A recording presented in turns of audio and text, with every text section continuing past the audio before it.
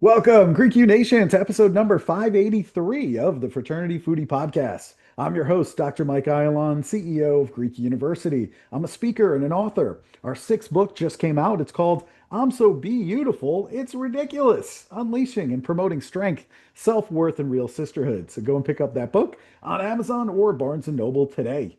We call these episodes the Fraternity Foodie Podcast because there is nothing like great food to bring fraternity and sorority students together. Fun fact, I am a very big pizza aficionado, and for me, that typically means a thin crust slice from New York or New Jersey. Recently, Slice House by Tony Gemignati opened up in my hometown of Franklin, Tennessee, and I am proud to say that we have finally have real pizza in the state of Tennessee. It's absolutely amazing. It's got that firm, crunchy crust that you crave from the Northeast. Now, others who may live in the Chicago area, they point to Pequod's deep dish pizza as the best pizza, but it's actually a casserole. Our next guest was kind enough to take me to Pequod's when I was in Chicago recently, and I must admit, it was a very, very tasty casserole. Drew Hopson is a nonprofit executive, a tech sales leader, a community advocate, and is driving impact at the intersection of innovation, service, and education. He's currently the vice president of business development and partnerships at Switch, which is a financial technology company that is working in the fraternity and sorority life space. We also have with us Jason Rieger, the co-founder and CEO of Switch. Jason was the first employee for the largest group travel company for college students, and he was responsible for building and scaling their sales rep network across 200 college campuses and also delivering over $100 million in revenue. He happens to be a brother of Alpha Epsilon Pi from Cal State University. Welcome, Drew and Jason. Thanks for having Welcome. us. Thank you for being here. Of course, of course. It's a pleasure to have you guys on. I appreciate all the work that you're doing in the fraternity and sorority space. And we got to talk about Switch, this financial technology company. I'm wondering what inspired the founders to come together and build this company called Switch. I mean, you can take a lot of pieces. I spent the last 20 years working with Greek life, and I think one of the biggest frustrations I always saw was how students collaborated around money. So first, when I was working for the fraternity, I was an ELC, sleeping on fraternity couches. I started multiple colonies. I worked with them on how they need to manage money. And every single time, the only options that were available were either some form of Venmo sell, Excel docs, and Apple Notes. And then the other side was they have to use some larger dues management system to be able to collect the money. The problem we ran into is that there were a lot of situations where they didn't need the complexity and they just needed simplicity. But it wasn't just the groups in Greek life. You see it all the time happen with smaller groups of people. And so as we started to explore, we went with my background. I was working for JusCollege at the time, and I was at University of Florida planning this large trip for all of Greek life, where they all take buses and hotels, and started asking a lot of questions around how are you guys collecting money for this? And you couldn't imagine seeing me looking at us. They'd be like, you have no idea what it has to do. It's just, okay, show me. And like one of the reps literally pulls out his laptop. He's like, I have these 30 people collecting from these 20 to 30 people, all through Venmo. And I said, what do you mean you're using so many people collecting from 20 people? He's like, well, we can't use our due system because that's only for our members, but we're collecting from girls, we're collecting from friends. So we needed a better system. So Venmo is the only thing that could do it. The problem that we ran into with Venmo is that there's limitations, how much we can take out, what you can use, and all that's considered fraud. And I think that got me down this pathway where I'm traveling while like doing formals and spring breaks, and I'm at Michigan and Penn State and Bama. And every single time I'd ask them, how are you guys doing this? And they go, you have no idea what I have to do. And every single time there's a different story. So in the end, what we found is that every campus had a different rendition of the similar problems, but um, no one had a solution. And so the foundation, it kind of got me to jump into gear. And I said, there's got to be a better way that we can do this. And how can we? And well, Switch is one. Wow. That's fantastic. And I would encourage all college students who are listening to this right now to really start thinking the same way that Jason is thinking. What problems are you encountering within Greek life and what can you build in order to solve it? I mean, that's constantly what I'm doing as an entrepreneur is I'm looking around at problems. I love problems because it just challenges me to figure out a solution. So look out for those things and start building some ideas. And college is actually the perfect time to start troubleshooting those things and start developing ideas about what the future looks like for you. If it doesn't work out and you're in college, okay, so what? Like you don't have a family yet, you don't have all these big bills like a mortgage payment and all these things. If it works out, great. If it doesn't, all right, so it was a side gig and you did the best you could. But now during college is a great time to experiment. So, all right, so we have this problem. We're seeing it over and over again on college campuses around the country with the fraternities and sororities managing their finances. Talk to us about some of the features that Switch would offer that the traditional tools like Venmo or spreadsheets really don't provide. Um, when we first started off, actually, I think we were just this very simplified system. If you go to our website today, it's actually being redone right now. Um, we started off in just a simple way of like, what if we could help people collaborate around finances? And okay, maybe it's like a group me Venmo-esque experience, super easy to create. The the focus was heavily on a product that anyone could use for anything. And so um, while we knew and understood the niche of college students and fraternal life, it solved one problem, which was how could I create a simplified group to be able to do something with that money? What we found is that as soon as you got into the Greek world, there was a lot more complexities of what they actually needed. And as we discussed with students, we were like, okay, we can be an event platform, but we're not making money from being able to do that without charging fees on these transactions.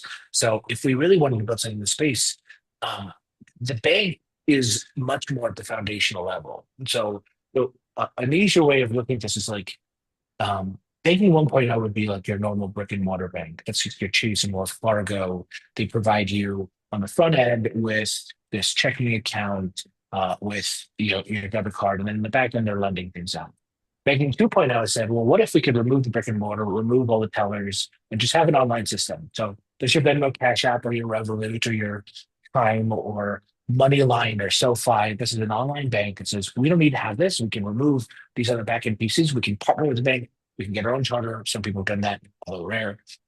Banking 3.0 says, what if I built software on top of the bank? So this full layer, we could have all the tools that where a bank could solve these problems, but then build software that's more unique to a specific type of person. So as we started building out, I was like, if we were to build this for Greek life, what are the tool sets that they need? Well, there's really kind of two things that I think are core principles for us. One, we have these shareable bank accounts. They're awesome. Okay. Imagine rather than having a single bank account, like, well, actually, let's look at that preface. What do normal fraternities do today? They have a due system where they collect on their own through whatever system. They transfer to their bank. They have a singular debit card. They either pass on the debit card, which they're not supposed to do. Someone else is using the card. We hope there isn't fraud. Like they're just passing it around. Or two, hey, you need to put this on your own. I'm going to write you a check, which is the most outdated way of things and doing something. Or I'll send you a money transfer, or I'll send you a Venmo to pay you back for it or repay for it. Today, there's no business that operates that way. Almost all startups are using something like Brex, a Ring, Mercury. They're using systems that actually help them with managing money. And so what are they instead doing? They're giving them real-time actions that they can use with all those different debit cards, all those different controls. So we have these shareable spending accounts that you can literally create for every single one of your committees. So, okay, I want to create one for social, one for brotherhood, one for exec, one for in-house, out-of-house. These accounts have their own account, their own numbers, their own debit cards, their own controls. Now, the way those debit cards work is don't look at them as like admin, although you can add admin to the accounts. Instead, I would look at that as like I have an August lock at home. So I want to give my maid access to my apartment or my condo or my house. So I don't want to give her permissions to create her own keys. I don't want her to be able to be an admin and have all these different points. I don't even want her to know any codes or anything.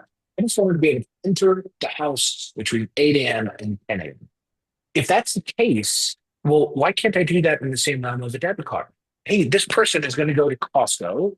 That person can now go make that purchase on behalf of the organization out of that specific fund. And not just that, but instead of just having a card that's assigned to them that pulls from a general account, it's pulling from the social account or it's pulling from the bank account. So when I spend, that account now has a better accuracy. And now the social chair can look at that account and go, oh, well, I had $10,000 in here. Now we have only $8,000 in here. And these are the people who expect. The transparency changes the entire game because now the social chair knows what's going on. The president knows what's going on. The committee members can know what's going on if you want them to have the visibility rights. And it makes for a much more fluid, real time solution versus oh, well, we're in the middle of rush. Mike went and took this guy out. We bought something here. We're going there. I don't know where we are spending. I'm waiting on this receipt. You need real time accuracy because you're dealing with minute by minute budget analysis. And the idea that a treasurer spends 20 hours a week just managing this budget is the most ludicrous understanding of finances. And all the tools that are available today completely change this, anyways. This should be more modern for college students, and it's not available for anyone today. Wow, that Until is now. absolutely awesome. Really, really nice. I'm so excited you guys are developing this because boy, oh boy, I was treasurer at one point and managing that whole budget was an absolute nightmare. Everybody wanted to spend money on completely ridiculous things. If I had a system like this that was organized by person, you have a social chair budget, you have XYZ budget, and everybody gets exactly what they get according to the budget, and they can manage that, and everyone knows exactly where they are in spending. That's fantastic. It does the job for me, and now I don't even have to say no. The budget is what the budget is. The social chairman can't exceed what his budget is. So Right. that's absolutely brilliant, and I love that you're applying it to this space. But all of this sounds great to me, but we also need to talk about money. I mean, how Yep. does Switch keep these fees reasonable compared to the competitors? Number one, and number two, how are you making money at Switch? It's a good question. Um, I would also, I'll take a step back. How are we making money? And then how do we also look at our competitors? I don't necessarily view some of the dues management systems that are out there or options as competitors. I think we're able to work pretty well with any of those systems. We focus really heavily in one area, which is being the banking platform. And so that means that if there is a system that a national organization or a checkpool wants to use because it has more authentic systems around accounting and software budgeting, that's not something that we currently do today. We formulate ourselves around much more of the banking side. So we have our money pools, which allow you to collect money. We have our shareable spending accounts, which allow you to spend the money. Those two feature sets can work as a standalone, but they can also work in conjunction with those others. The reason why we don't have to charge anything is that similar to, well, how does SoFi or Moneyline or Revolut or any of these other systems make money? There's a front end and the back end. So we're providing on that software level the FDIC insured bank account. So they have enhanced FDIC insurance up to $3 million. They have all the different parts of what a bank would provide. And so with that, our bank shares revenues with us. So there's some parts similar to we get a share of the deposit revenue. So what's being held in the accounts. Every time you spend money on those parts. So this isn't charging customer, but think of every time you go out to eat, you swipe your card, you use a debit card, you use a credit card. That business that you're spending at has a fee that they have to pay to Visa in order to accept that card. That fee gets paid to Visa, Visa pays the bank pays us. So in this entire circle of things that are happening within companies being transferred, etc., we make a chunk, small chunk, actually it's very tiny, but it adds up because what you're talking about is a volume play. So if I wanted to just have 100 organizations, we couldn't survive. This wouldn't be a thrivable business. But for us, we see this as, well, there's about 8,000 Greek life that are basically in the NIC, Panhellenic side of things. So us bringing in these organizations that can now use us, now you're talking about a real volume because now they're using it to collect or they're using it in conjunction with whatever system, transferring the money to us. Now we hold those deposits. Now they're spending on the cards. For us, I want to give someone zero reason to ever say no. It is so easy because it's free, it solves all your problems, and it's awesome. And I think what I would even stress more is that um, it's not just a B2B platform in the sense of each organization is a standalone, right? If I may, if you and I use Chase, it has no difference on our impact of our use of Chase Bank. If you use Wells Fargo and I use Chase, it doesn't matter because I can transfer money in any way. So we can figure out how to be able to send money, whether it's a wire, whether it's an internal, whatever. Um, so when you're trying to build something that has a little more of a network effect, where there's an impact, our money pools make it so that, wait, these are almost like events that capture an audience and bring them in. So people are using it both on the fraternity side, but then they're using it for their events. So they'll use it for their alumni stuff. They'll use it for their activities. You're now capitalizing where you have someone who's sharing this throughout all these different networks. They're then using it in all these different capacities. I think that's been where we've seen a lot of success is that not just going after Greek life. I want every single club and organization and club campus say, I finally have a tool system I can use with this. I can now use this with the national side. I can use it with my university side. I can use it with every single club. My friends use this. This becomes the network effect that just grows and starts to continue to drive more engagement over time. And I think that's been where we're seeing a lot of the success is that the students actually love the platform enough that they actually share it with their friends. And almost everything that we're doing on acquisition has been, we don't pay anything because the students actually want to use this. And um, that's been pretty exciting. Man, that is really awesome.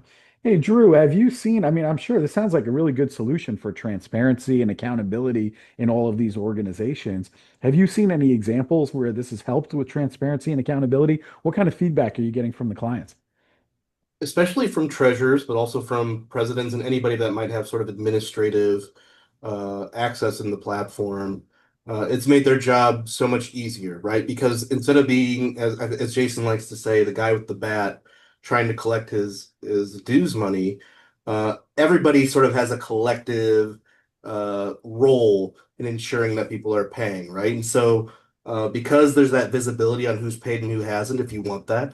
We're getting on the formal bus. I can look and see that you haven't paid, right? I'm subsidizing your experience, and that's not cool, right? And so it makes it a lot easier for treasurers to collect because they're not the only ones putting that pressure out there, right? There's a sort of a social responsibility factor that helps them immensely. And we're seeing that across the board.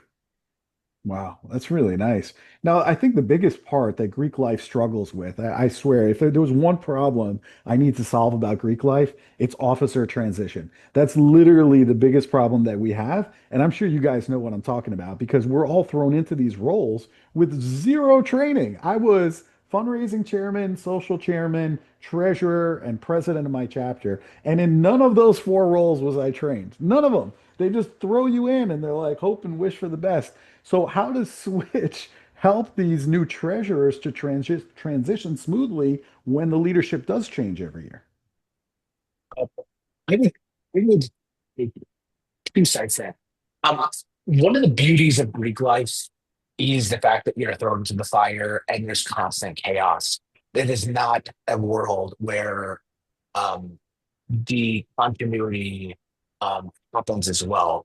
I think sororities have a better handle on the continuity, if I can be honest. They Yeah. have a lot more advisor driven aspects, but I think that's why you also see fraternities in their leadership tend to become executives, they tend to be CEO, they tend to be in these roles where they just got thrown into the fire and either you're gonna burn or you're gonna figure yourself out. And I think that's been important for me in that journey. So okay, we do anything, I think the number one thing, first off, officer transitions, it actually takes like a minute for you to transition. So normally you go to a bank, you have to spend 3 hours there, and you're like, I'm this person, please transfer this person. Like, who are you? And we have a relationship with our students. They know who we are, we know who they are. They transition to us. It's very easy for them to do it in the app in 8 seconds.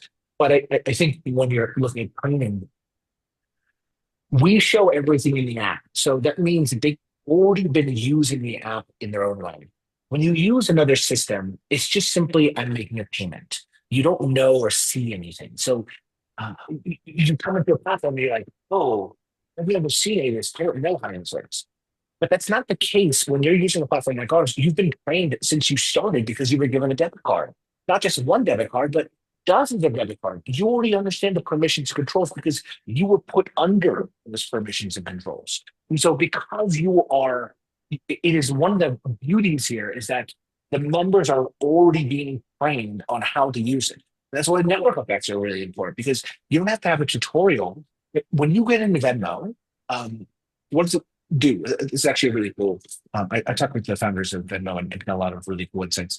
Um, if you ask a lot of people in the beginning of like, do you want to see your payments on a public feed? They would have said yes. They would have said, are you out of your mind? That's the stupidest thing ever. So why does something like that work? That you can actually put everyone's payments on a payment feed and it becomes the fastest growing payment service out there, is because rather than telling you how to use it, they show you.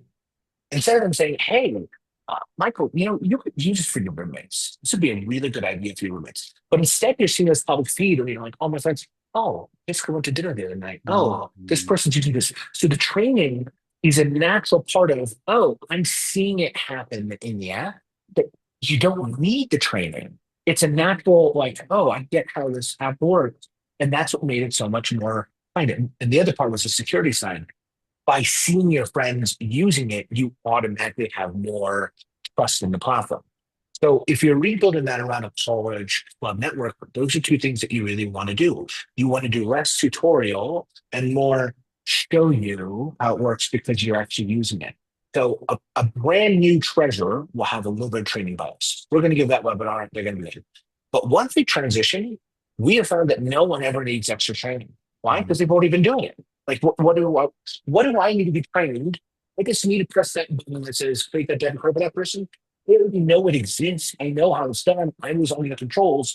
It's a natural lineation of like how things need to be managed. So on the training side, I think the key in product is do everything you can to avoid doing a tutorial and more show them how to make things work because you see others. Because now, oh, I saw that the other day. Oh, I was in a philanthropy and I went to Avocado Mega's philanthropy and I used it. And I thought, oh, I understand this now. And so now when I'm actually doing it, it becomes out much easier. Wow. I think I'd sort of throw on to that a little bit more, Jason. Um, and I think this is another differentiating factor between us and other service providers is our customer service is really superb, right? We have group chats with all of our clients. And so if there was an issue, again, it's already very easy. Within minutes, you can have your account transferred over to a new administrator. But if there was an issue, you can get it resolved in a matter of hours, right? You're not uh, calling or chatting with the bot online and setting up a meeting for 2, 3 days later. People want their money issues solved immediately, and we work with our clients to make sure that that's what happens. It's a live chat, and we're responding in real time. And so I think it's a game changer, right? Students don't want to go to the bank. They don't want to set up a meeting. They just want it done. And I think we're doing a really good job of making sure that we do that for them. Yeah. So interesting. I mean, you're dealing with a great generation that everyone use, Venmo, and like you said, they see the feed, so they see how it works in real time. And so, yeah, they don't really have the hangups that maybe an older generation, somebody like me, who's, used to a typical bank brick and mortar, right? That, that's kind of in our mind what we think about when we think about money. But I think this generation has grown up on Venmo and other platforms that make it much more fluid. I'm wondering, does Switch integrate with any other systems or tools that are commonly used by fraternities and sororities, as an example? It's a great question. We're considered a financial institution. We're not a bank, officially. So we partner with Bread Bank as our actual bank. Mhm. Um, as a financial institution, um, we are within Plaid, which you can find. So Plaid is typically what you use to connect it to a multitude of services. So if your service provider, let's use QuickBooks as a great example. Mhm. So QuickBooks, you can connect your bank. What's great there is then you can automatically reconcile everything. So when everything is done on that bank, it automatically pulls it right into your QuickBooks. You don't manually pull all your transactions from your bank into QuickBooks. That'd be a awful, tedious nightmare situation if that's what you're doing. So as long as the system that you're using for accounting has that, then we can connect to it. So if one of the other two systems has that as a system, then great, you can connect us. Now everything's going to filter in. So you get to use us alongside whatever you're using there, which is awesome. And some students do that and they absolutely love it. The other side is if you don't have that as a system and you're not paying the fees, then you can use something like QuickBooks. Um, Let's head up. I mean, there are other I mean, anywhere you would connect with even a PSM, a personal finance management tool, like anything that you would ever want that you want to connect, as long as that system, if they're modern, they for sure have flaw. Like I'll put it that way. It's very rare that they don't. It's only like older systems that maybe they're not trying to be as modern and communicate with other systems. Hmm. I'm sure you have a bunch of raving fans at this point. There's got to be some clients of yours that absolutely love the product and are telling everybody that they know about the product. Have you heard of like any success stories? Sometimes you put stuff out into the world, you don't really know how people are going to use it, and then they start using it in a way, and you're like, "Oh my God, this is brilliant." I mean, are there any stories out there like that?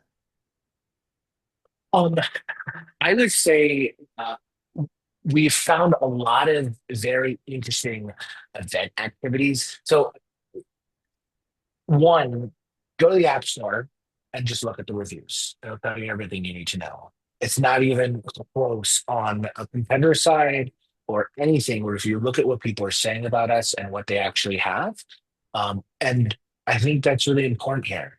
Students genuinely love what we built. And we actually took that push before we even talked to single national organization about like working with each other, is that we said, if this is not loved by students, then the only way that we'll get people on is if we force on board them. That's just never the approach that we want to take. Every student that comes on because they genuinely love what we built, and I think that's a huge part of our our winning strategies, that that's actually useful. So on that side, I would say what's been more interesting is sometimes people use for these like really cool crowdfunding activities. Like we've seen concerts that happen and music festivals that are happening.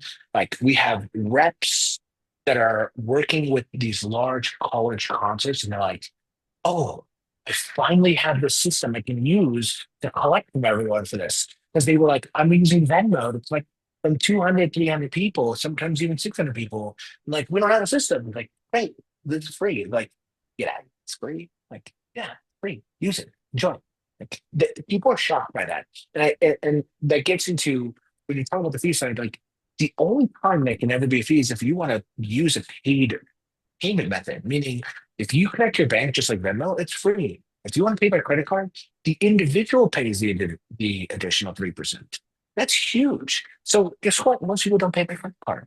So it ends up being a free platform. We cover all those costs. Similar to Venmo, it means that it's a free platform for the end users to use. They can pay with debit card, credit card, ACH, Apple Pay, and they don't have to download an app. So it makes it much easier for them. So right now, when I go onto the website, it sends me to the Apple store, which is cool. Is this available on Android or not yet? It will be probably July some point. Okay. We're coming out with a bunch of really cool features. We're about to have a full web version coming out. We have a bunch of internal tools that are being used by Greek life groups. But I'll tell you one the because we don't charge any fees, we don't have per member costs. Like this is um, it basically covers all your costs and you're using it in the Greek life manner. The students, it's just doing great on that side. So we haven't had a lot of students using Android, but the web version that comes out will solve it for them. Then we do have Android ready. We just need to do some like final testing. So I would assume they'll be out in sometime in July. Okay. That's Ironically, most college students today, they just use Apple, Yeah, like no, I'm with you. 99%. You're absolutely right. I mean, both of my kids are in college right now. They're both Apple users. I'm like the lone Android user in the family, and I'm like, the outcast. So, so there's You're that. the only one. I'm the only one, but I like it. So I don't know. It is what it is. But yeah, okay, that's cool to know. So, what is the long-term vision for Switch? I mean, are there new features, new updates that users can look forward to in the next year, other than maybe getting online on the web, getting onto Android? What's the future look like? I think there's two different contexts to how I look at the future. One would be in the near term. Yeah, we're going to dominate Greek life. We've built an awesome platform that students absolutely love. It's not for hard for us to sell. And once a group comes on, they keep using it for everything. So if we can really push on, if it depends when you're building out feature sets. Are you product centric or are you customer centric? Okay. So if I'm product centric, I want it to be kind of used by a large group of people. So Venmo would be, I'm going to make this the fastest, easiest way for you to send money between friends. And so you might start off in certain networks, but you still keep it very generalized. When you're building something that's a little bit more customer centric, I think banking kind of gets into that realm. So an example would be Brex or Mercury or Ramp. These are tools that are banking specifically for businesses. Ramp consider themselves more spend management as well as Brex. Brex is like um, it's like your debit credit cards for startups. They only focus on startups. So they said, okay, well, what are the features that the startups want? Well, they want free wires, they want the account management, they want rewards that are specific to them. Okay, if you were to say when you're building most products, you want to avoid building a lot of features. Typically, everyone says, don't build out a lot of features, it becomes useless. But when it comes to banking, if you want someone to actually stick with you, there's actually some essential features that you need. Sometimes you need write it down. It's not going to be awesome, but maybe they do. What if they need to send a wire? Well, what if I need this account? So you kind of run into this like, oh crap, I got another feature. But the reality is that there's standard operation features of what a bank provides. So I think today, what has been our main focus is how do we ensure both we have our newest tools that make this super easy? Like the money pools are awesome. We're coming out with payment plans. We're going to have event features for check-in, making this the fastest, easiest, cheapest way for you to be able to collect money from anyone for anything. And we focus heavily on the Greek life side. Where do I see it going in the future? I think Greek life is a starting point, working with the nationalizations, working with universities, and creating an ecosystem around both the clubs as well as the individual leaders. If you have these tools, what you find that's most ironic about Greek life is that the tools that are built for them are the same things built for students themselves. Students do things together. Hey, I'm going to go to EDC for a weekend and I want to get a bus. How do I have tool sets to allow for that? I want to crowdfund this experience. I want to go on this awesome experience. I'm going to travel abroad. Everything they do is shared. So for a college student, there's no tools that truly provide a real-time experience on sharing. Everything, especially the friends at Splitwise and people at Venmo, their tools are built around I bought X. You owe me some ledgering system. So this is I bought this, you bought this. We're going to split this up. That's vastly different from a real-time payment banking purchase experience. And so I think well, the others have been very good. I think if you were to look at it's even the business world, that'd be like very Expensify. I would put Brex and some of these other tools in the same. Well, actually, not Brex. I would I would put the tools that we're using right now for like Splitwise and the same idea as Expensify. And Expensify in the business world is 100, $200 million company maybe because their focus is on I bought this, you bought this. I need to fill out this expense form. And if you've ever filled out an expense form, it's the bane of your existence. The second tier is then if I'm now just giving you debit cards for what I'm spending, well, those companies are now worth 25, 30, and $40 billion. That is not even close. Expense management as a singular platform versus real-time debit credit experience on purchases and oversight, they are it's not comparable on what those experiences can be. And so where do I see it going? I think that there's a huge opportunity within the college market, within the clubs organizations, and just hammering that home with their network effects and growing as fast as we can. Yeah. Good And for I you. think we're letting our partners do a lot of the guiding on what they need too, right? Jason and I and the rest of the leadership have over 50 years of experience in fraternities, most of which is member services. So we worked really closely with collegians. We worked really closely with volunteers. We've been headquarters staff members, many of us, and I think we're using that experience to guide us. We're using that relationship that we have with our current users, with our partners to guide us. But we also have big plans to move beyond fraternities and sororities, and we're developing some of those partnerships right now. Um, so I think there's a lot of room for growth. We're very young, but we have an excellent development and operations team, and we're constantly thinking about how do we make Switch better for the people that are using it and that are going to use it in the future. So it's like a check-in next week. I'm sure there'll be something new, kind of environment, and it's really exciting. I don't think there's a lot of innovation in the fraternity and sorority space, so it's really, really cool to be here working on this sort of stuff. And I think it's really cool as a college student today, a collegiate member of a fraternity or sorority, uh, to have a product that's designed for them, with them in mind first, which is, I think, again, a really unique offering. Yeah. Man, I'm so happy you guys are here and you're in this space and you're helping fraternities and sororities to grow. Obviously, I'm biased. I love fraternity and sorority, and I always will. But having these tools can really help them to grow. And I think you're a partner in that. So I'm just grateful that you're in this space and you're helping them. And I think it's going to work out really well for everybody, for the fraternities, for the sororities, and certainly for the future of Switch. I think that's awesome. All right, Thank you. so yeah, I guess the next step is for everybody who's listening now who's not on Switch and maybe they're tired of chasing people down for dues or tired of the old spreadsheet. What is the first step they need to take in order to learn more about Switch and then sign up?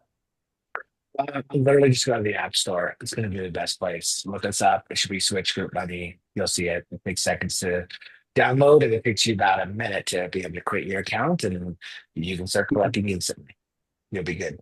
That sounds good. And I know you're working on the website. It's joinswitch.co. So if you Yep. want to check out the website, you certainly can. Or just go into the Apple Store and go and download the app. Boy, oh boy, this has been a lot of fun. Jason and Drew, thank you so much for sharing everything that you've shared here. We'll put this out to all fraternity and sorority leaders. And my hope is the number of users are going to grow exponentially once this interview airs. So thank you for the work that you're doing. Thank you. Thank you This so has been fun. much. All Thanks, right. Michael. And to our listeners, if this is an app that you think is going to help your chapter or your council or your campus, I want you to like this interview and I want you to share it on social media and tag all the treasurers that need to get up on this system. That's what you need to do. You need to share this video and tag all of the treasurers and say, yo, get on this immediately. That's what I want to see on social media so we can make this go viral and we'll get everybody on the system. That it finally we We have agree. yeah, we finally have an answer. All right. Well, thanks so much. And we'll see you on the next episode of the Fraternity Foodie Podcast. Thanks and bye for now.